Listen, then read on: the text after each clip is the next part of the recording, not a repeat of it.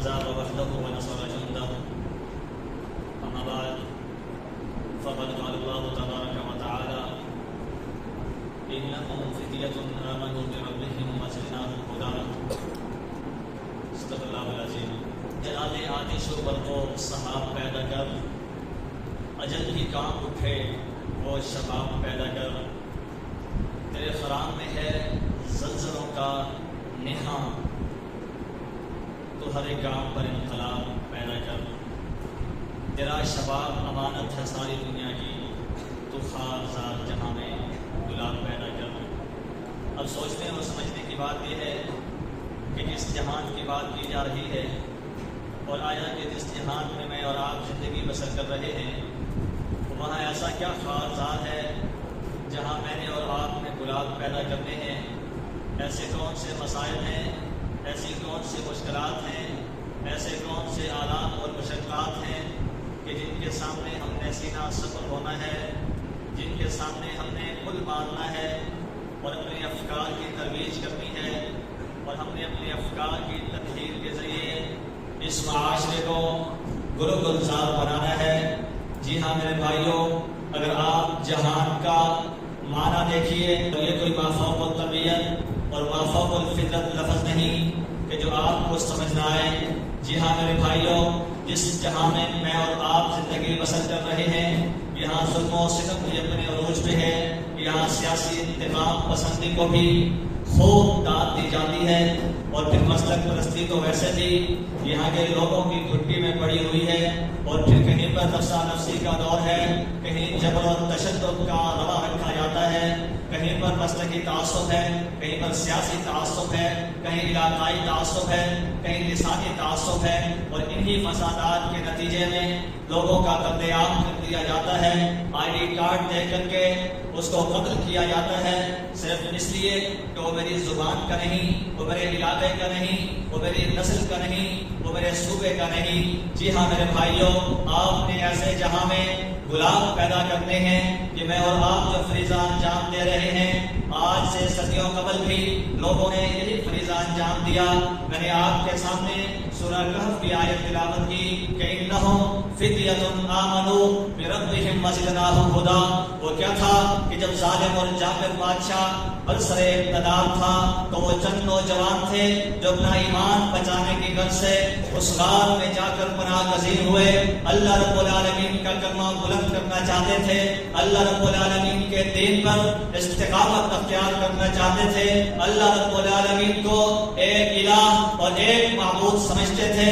اور وہ پھر اس دعوت کو عام کرنے کے لیے معاشرے میں نکلے، لیکن جب معاشرے نے ان کی بات نہ سنی تو پھر انہوں نے راہ عظیمت اختیار کی. اپنے دلوں کے اندر اللہ رب العالمین کے ایمان کو، اس کے سچے عشق اور محبت کو موجود کیا، اور پھر اس غار میں جا کر کے پناہ حاصل کی. اور پھر قرآن بتاتا ہے کہ وہ 300 برس کا عرصہ ہے یا اس سے بھی زیادہ کا عرصہ ہے. وہ 3 تھے یا 5 تھے یا وہ 7 تھے. ہمارا موضوع بحث کیا ہے؟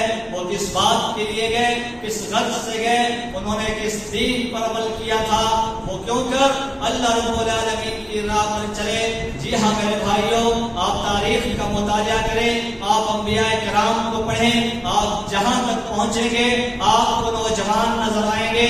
وہ نوجوان جنہوں نے باطل کے سامنے سینہ صبر ہو کر کے اس کا مقابلہ بھی کیا ہے، آخری دیوار بھی ثابت ہوئے.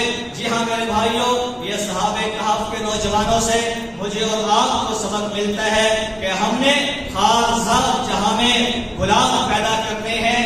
جی ہاں میرے بھائیوں، جب بتوں کی پوجا پاٹ ہوتی ہے، جب تمام کے تمام لوگ بتوں کو سجدہ کر رہے ہوتے ہیں، جب لوگ بتوں کو بیچ رہے ہوتے ہیں، ایسے میں ایک نوجوان ہی اٹھتا ہے جو اس سسٹم کو للکارتا ہے، جو اس نظام کے مد مقابل آتا ہے. اور پھر لوگ حیران و پریشان ہوتے ہیں، وہ ششدر رہ جاتے ہیں، وہ تعجب کرتے ہیں کہ آیا ایسا کون سا شخص ہے جو ہمارے نظام کو للکار رہا ہے، جو ہمارے اس مشرکانہ نظام کے سامنے سینہ صبر ہو رہا ہے. پھر لوگوں کا جب غفیر ہے، وہ کہتا ہے قالوا سمعنا فتى يذكرهم يقال له ابراہیم، کہ ہم نے ایک نوجوان سے اس بات کا تذکرہ کرتے ہوئے سنا کہ میں تمہارے اس سسٹم کو تلپٹ کر کے چھوڑوں گا، میں بتوں کو باش باش کر دوں گا۔ جی ہاں میرے بھائیوں، یہ ہے خاکسار جہاں میں غلام پیدا کرنا کہ لوگوں کو اللہ رب العالمین کے راستے پہ لگانا، لوگوں کو ایک الہ کی طرف بلانا، اور پھر ان لوگوں کو مجتمع کر کے پھر ان کی اجتماعیت بنا کے انہیں صالح اجتماعیت کا رنگ دینا، اور پھر اللہ رب العالمین کے بتائے ہوئے اصولوں کے مطابق اسی کی زندگی بسر کرنا، اور پھر یہ پیغام عام کرنا کہ اسی خالق کے بندے ہیں، اسی خالق کا رزق کھاتے ہیں، اسی خالق کی زمین میں رہتے ہیں، تو یہ بھی حق بنتا ہے کہ اس خالق کی دھرتی پہ نظام بھی اسی کا ہوگا۔ جی ہاں میرے بھائیوں، آپ قرآن مجید پڑھیں تو قرآن مجید آپ کو بتاتا ہے یہ زمین بھی تمہاری، یہ فلک بھی تمہارا، یہ نیلا آسمان بھی تمہارا، یہ سمندروں میں اٹھتی ہوئی موجیں بھی تمہارے زیر لگی، یہ تمام کا تمام تمہارے لیے مسخر کر دیا گیا ہے۔ لیکن صورتحال کیا ہے کہ یہ تمام کا تمام ہماری خدمت کے لیے جان گزی ہے، لیکن میں اور آپ کہاں سو رہے ہیں کہ ہم خواب غفلت کا شکار تو نہیں۔ اس لیے پھر اقبال آپ کو جھنجھوڑتا ہے کہ کھول آنکھ، زمین دیکھ، فلک دیکھ، فضا دیکھ، مشرق سے ابھرتے ہوئے سورج کو ذرا دیکھ، اور پھر یہ بھی کہ آگ شاہی صفت ہے، آگ کی پرواز بہت اونچی ہونی چاہیے۔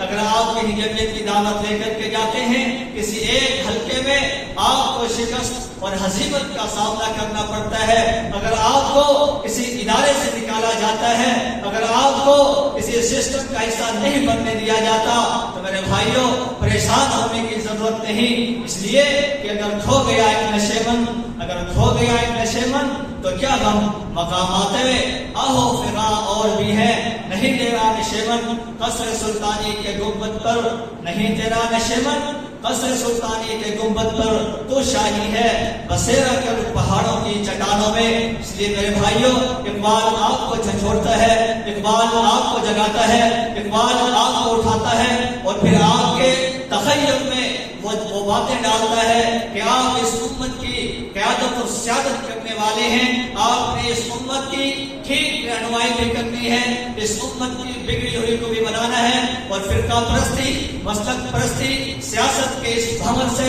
اس امت اور مملکت خدا داد کے باسیوں کو آپ نے نکالنا ہے۔ اور آج کے اس دور میں اتحاد کی جتنی ضرورت ہے، شاید آج سے پہلے کبھی اس بات سے ہمارا پالا پڑا ہو۔ اور آپ دیکھیے جب جب یہ امت انتشار و افتراق کا شکار ہوئی تو کیا کیا نقصانات ہم نے اٹھائے، یہ امت تقسیم در تقسیم ہوئی، اس امت پہ دیگر لوگوں نے حکومت کی، کئی بار ایسا ہوا کہ امت مسلمہ باہمی فروئی اختلافات میں الجھی ہوئی تھی، اور حملہ آوروں نے آ کر کے حملہ کر دیا۔ میں یہ حسن ظن رکھتا ہوں کہ 3 دن آپ نے یہاں گزارے، آپ نے لیکچرز بھی سنے ہوں گے، آپ نے کتب کا مطالعہ بھی کیا ہوگا، اور آپ چونکہ جمعیت الباریہ کے رفیق ہیں، آپ مطالعہ بھی کرتے ہوں گے، آپ نے تاریخ پڑھی ہوگی، آپ کو معلوم ہوگا کہ سقوط بغداد کے وقت کیا صورتحال تھی۔ جی ہاں میرے بھائیوں، لہو کے آنسو روتا ہے یہ دل اگر وہ داستان بیان کی جائے کہ بغداد کے اندر جو مسلم امہ کا اور مسلم حکومت کا دارالحکومت کہا جاتا تھا، وہاں ایک وقت کے اندر 3 مختلف مقامات پہ 3 مختلف عنوانات سے مباحثے اور مناظرے چل رہے تھے۔ وہ مناظرے کس بات پر تھے؟ ایک مناظرہ اس بات کا تھا کہ ایک ٹائم میں بیک وقت سوئی کی نوک پہ کتنے فرشتے بیٹھ سکتے ہیں۔ دوسرا مناظرہ اس بات پہ چل رہا تھا کہ مسواک کی مقدار کتنی ہونی چاہیے۔ ایک گروہ کا کہنا یہ تھا کہ اگر 1 بالشت ہو تو بھی ٹھیک ہے، اور اگر اس سے کم ہو تو بھی چل جائے گا، لیکن دوسرے گروہ کا یہ ماننا تھا کہ نہیں، 1 بالشت ہو تو ٹھیک ہے، اگر اس سے کم ہوا تو اس کی شرعی مقدار کم ہو جائے گی اور وہ جائز نہ ہوگا۔ تیسرا مناظرہ اس بات پر چل رہا تھا کہ گواہ حلال ہے یا حرام ہے۔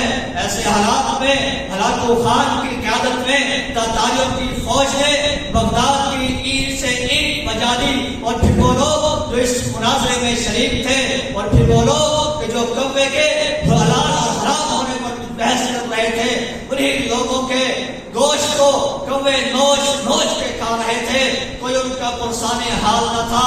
وہ لوگ جو مسواک کی شرعی حیثیت پر بحث کر رہے تھے، انہیں لوگوں کی لاشوں کو انہیں لاٹھیوں سے گھسیٹ گھسیٹ کے نہر کے کنارے لگایا جا رہا تھا. وہ لوگ جو سوئی کی نوک پر وقت فرشتوں کے بیٹھنے کی بات کر رہے تھے، پھر کوئی فرشتہ ان کی امداد رسی کے لیے نہیں پہنچا. اس لیے میرے بھائیوں، سقوط غرناطہ ہوا، سقوط بغداد ہوا، سقوط اندلس ہوا، پھر آپ نے دیکھا ابھی حال ہی کی تو بات ہے یہ سقوط ڈھاکہ ہوا. اور آپ دیکھیے کشمیر کی کیا صورتحال ہے، فلسطین کی کیا صورتحال ہے. امت مسلمہ اختلاف اور انتشار کا شکار ہے. ایسے حالات میں اقوام متحدہ ہو یا پھر عالمی شیطانی سرگرے ہو، وہ اس امت مسلمہ کو مزید تقسیم کرنا چاہتے ہیں. یہ تقسیم بالائی سطح پر بھی موجود ہے، ذیلی سطح پر بھی موجود ہے. اپنے ملک کے اندر دیکھیے آپ کو لڑایا جاتا ہے، کسی کو جو بندی کہا جاتا ہے، کسی کو بریلوی کہا جاتا ہے، کسی کو اہل حدیث کہا جاتا ہے، کسی کو اہل تشیع کہا جاتا ہے. لیکن ایسی صورتحال میں مجھے بتائیے، اگر ہمارا دشمن ہمارے سامنے آن کھڑا ہو، اگر اس نے گولی چلائی تو کیا وہ پوچھے گا کہ ہاتھ اوپر باندھنے والے ہمارے دشمن نہیں، جو ہاتھ نیچے باندھتے ہیں یہ گولی اس کو جا کر کے لگے گی؟ نہیں میرے بھائیوں، میرا اور آپ کا دشمن کون دشمن؟ وہ جو مدارس کا دشمن، جو مساجد کا دشمن، جو نبی کا دشمن، جو قرآن کا دشمن، جو حرمت رسول کا دشمن، جو ناموس قرآن کا دشمن. اس لیے میرا اور آپ کا دشمن کسی اور مدرسے کا طالب علم نہیں، میرا اور آپ کا دشمن کسی اور مذہب کا عالم دین نہیں، میرا اور آپ کا دشمن کوئی وڈیرا اور جاگیردار بھی نہیں، میرا اور آپ کا دشمن کسی جماعت کا اور کسی نظم کا حصہ بھی کوئی فرق نہیں. میرے بھائیوں، اپنی دشمنیاں بھی، اپنی دوستیاں بھی، اپنی محبتیں بھی، اپنے اختلافات بھی تمام کے تمام اسی رنگ میں رکھنے ہوں گے. کون سا رنگ؟ صبغۃ اللہ، اللہ رب العالمین کا رنگ. اور پھر اس کے بعد کیا ہوگا کہ من احب للہ وابغض للہ واعطى للہ ومنع للہ فقد استكمل الایمان. پھر کہیں جا کر کے ایمان کی تکمیل ہوگی. آج میرا اور آپ کا موضوع بحث کیا ہے؟ ہم تو کافر قرار دینے کے فتوے بھی جاری کرتے ہیں. ہمارے پاکستان میں ہی بہت سی ایسی فیکٹریاں آپ کو ملیں گی، کہیں کوئی بات نہ ملی تو پھر ایسے ہی کہہ دیا کہ ٹھیک ہے، وہ ہمارے نظریات سے اتفاق نہیں کرتا، وہ ہماری بات نہیں مانتا، وہ ہمارا پھنیرا اور ہمارا علم نہیں لہراتا، اس لیے وہ کافر ہے، وہ فاسق ہے، اس کے پیچھے آپ کی نماز نہیں ہوگی. جی ہاں میرے بھائیوں، ہم اور آپ محبتوں کے پیغمبر ہیں. اس لیے اس جہاں کے اندر، اس خاکسار جہاں کے اندر میں نے اور آپ نے گلاب پیدا کرنے ہیں. یہ گلاب ان کی مہک سے پھر 400 انقلاب برپا ہو، پھر آپ مرجع خلائق بنے، پھر لوگوں کی توجہ آپ کی جانب مرکوز ہو، آپ انہیں جمعیت تنویریہ کے تحت منظم اجتماعیت کا حصہ بنائیں، پھر جمعیت تنویریہ کے تحت ان کی صلاحیتوں کو اجاگر کرنے کی کوشش کریں. اور پھر یہی لوگ انشاءاللہ انقلاب کا پیش خیمہ ثابت ہوں گے. یہی لوگ آپ کی اصل قوت بنیں گے. یہی لوگ امت کا سرمایہ بھی ہوں گے. یہی لوگ اس مملکت خدا داد کی باغ دوڑ بھی سنبھالیں گے. اس لیے میں آپ سے کہوں گا کہ دیار عشق میں اپنا مقام پیدا کر، نیا زمانہ، نئے صبح و شام پیدا کر. خدا اگر دل فطرت شناس دے تجھ کو، سکوت لالاؤ گل سے کلام پیدا کر. اس لیے آپ اقبال کو بھی پڑھیے، آپ فلسفہ خودی کو بھی پڑھیے، آپ فلسفہ اتحاد کو بھی پڑھیے، آپ جمعیت کی دعوت کو بھی پڑھیے، آپ نبی اکرم صلی اللہ علیہ وسلم کے لیے تو مواقعات مدینہ کا واقعہ بھی پڑھیے، آپ اصحاب کہف کے نوجوانوں کو بھی پڑھیے، آپ حضرت یوسف علیہ السلام کی جیل میں گزری جوانی کا مطالعہ بھی کیجیے، آپ حضرت ابراہیم علیہ السلام کی جوانی کا تذکرہ بھی پڑھیے، اور پھر آپ اپنے پیکر خاکی میں جا پیدا کرنے کی کوشش بھی کریں. پھر آپ کو اندازہ ہوگا کہ میں اور آپ کہ ہماری یہ عمر جس کا اللہ رب العالمین کے ہاں زندگی سے علاوہ جوانی کا الگ سوال ہو رہا ہے تو میں نے اور آپ نے کہاں گزاری. اس لیے عزیزوں، یہ جوانی بہت قیمتی ہے. اپنے ماہ سال کو، اپنے شب روز کو بہت قیمتی بنائیے، مطالعہ کیجیے، نظم جمعیت کے دست و بازو بنیے. یہ جمعیت تنویریہ انشاءاللہ العزیز آپ کو قوت میں ڈھال کر کے اس خاکسار جہاں میں بھیجے گی، اور آپ کو یہ فریضہ سونپے گی کہ تو خاکسار جہاں میں گلاب پیدا کر. اس لیے کہ میری اور آپ کی جوانی بس میرے اور آپ کے لیے نہیں ہے، ہم نے اس امت کی قیادت کرنی ہے۔